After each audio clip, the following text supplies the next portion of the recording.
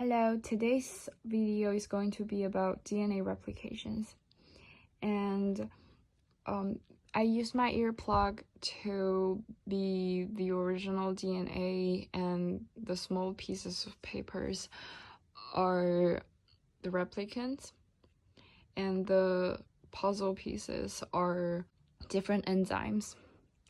So this replication starts from left to right. I label all the ends on the paper.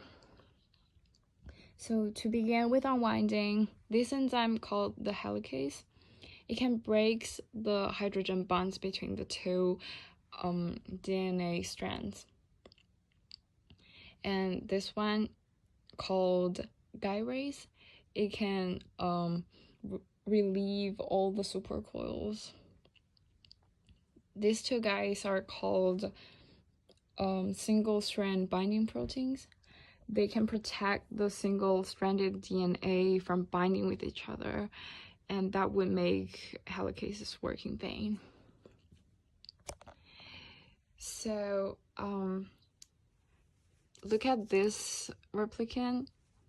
So DNA replication can only goes from 5 to 3, and that would be this enzyme DNA pol III's work. It would add to the 3' end. However, there isn't any 3' end to begin with, so this enzyme called RNA primase, it would make a RNA primer with an 3' end for DNA pol III to start with, so we can add to it. And this one is called leading strand because it can goes continuously. However, for the bottom strand, it can only goes from 5 to 3, so it can only follows the helicase. So follows the helicase to the end.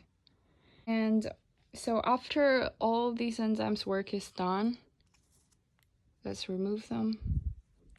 There is still some RNA pieces, so there would be another enzyme to remove them, and the enzyme is called DNA pol I.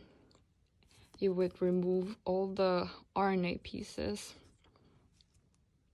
and replace it with DNA piece. However, it would still leave a little nick. By the way, these pieces are called Okazaki fragments. So to seal this nick, another enzyme called DNA ligase would come and making this a continued DNA strand.